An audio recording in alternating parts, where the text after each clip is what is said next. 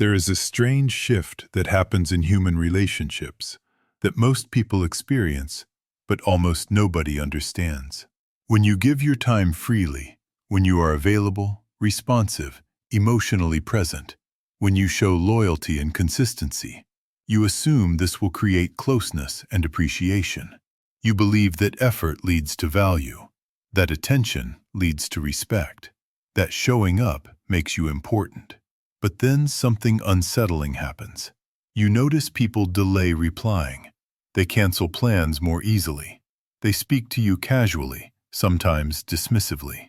Your presence becomes ordinary, expected, replaceable. And then, the moment you pull back, the moment you stop reaching, the moment you stop explaining, chasing, checking in, suddenly, everything changes. Now they text first. Now they ask where you've been. Now they seem careful with their tone. Now they act like you matter. Why does your absence create more impact than your presence ever did? This is not coincidence, and it is not cruelty. This is a fundamental principle of human psychology, something observers of power like Niccolo Machiavelli understood deeply. Value is not determined by how much you give, but by how easily you can be lost. The human brain does not measure worth through logic. It measures through emotional contrast, through scarcity, through the fear of loss. Something that is constantly available becomes part of the background. Something uncertain captures attention. When you are always there, your presence becomes predictable, and predictability reduces psychological tension. Without tension, awareness fades. Without awareness, appreciation fades.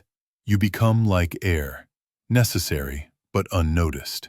This is why constant availability, constant reassurance, constant emotional access slowly lowers perceived value, even if your actual worth has not changed at all. People are not sitting there deciding to respect you less. They are simply responding to instinctive signals. The brain is wired to focus more intensely on what might disappear than on what is guaranteed. Loss registers more powerfully than possession. So when you pull away, even slightly, you trigger the brain's alert system. Suddenly, your absence creates uncertainty, and uncertainty sharpens perception. They start to think about you more precisely because you are no longer an automatic part of their environment. When your attention was constant, it felt like a resource with no limit. Now, it feels finite. And anything finite feels valuable. Respect often grows not from generosity, but from perceived limits. This is where many people misunderstand the nature of social power. They think being needed makes them strong, but being needed often places you in a dependent position. The one who needs connection less holds more leverage than the one who needs it more. When you are the one always initiating, always fixing tension, always reassuring, you communicate something subtle but powerful. You fear losing this more than they do. And in any dynamic, the person who fears loss more unconsciously gives up position. Respect begins to erode when emotional independence is uneven. Pulling away shifts that balance. It signals that your world does not revolve around this connection. It signals you have other sources of meaning, other focuses, other priorities. That independence is read as strength, not because it is manipulative, but because it demonstrates self-sufficiency. Humans instinctively respect those who are not emotionally trapped. The one who can walk away appears powerful, because walking away requires internal stability. Someone who cannot step back reveals attachment, and attachment without balance looks like vulnerability. When you stop chasing, people are forced to confront the possibility of losing access to you. That possibility creates emotional gravity. Your silence begins to speak louder than your words ever did. In friendships, the person who is always available becomes the emotional support system, but rarely the emotional priority. Their role becomes fixed. They are the one who listens, who helps, who understands. But when they pull back, the system destabilizes. Suddenly, others feel the absence of what they assumed would always be there. Awareness returns. Appreciation follows awareness, not effort. Effort without awareness feels invisible. Pulling away disrupts patterns, and disruption forces people to reevaluate you not as a role, but as an individual. However, this only works when the withdrawal comes from genuine recentering, not strategy. If you pull away while still emotionally fixated, still checking your phone, still hoping for a reaction, your energy remains dependent. And people sense dependency even through silence. True power emerges when you shift focus back to your own life, your own goals, your own internal world. When your withdrawal is real, your presence becomes condensed, focused, intentional. You stop leaking energy outward, and that contained energy feels strong. Self-containment is deeply respected because it signals self-worth. Someone who can sit in their own silence without anxiety communicates emotional security. Emotional security is magnetic because it feels stable. Most people operate from subtle fear, fear of being forgotten, replaced, unimportant. When they encounter someone who is not operating from that fear, it creates contrast. That contrast draws attention. Pulling away also introduces uncertainty, and uncertainty drives mental engagement. When someone who was predictable becomes less predictable, the mind tries to solve the puzzle.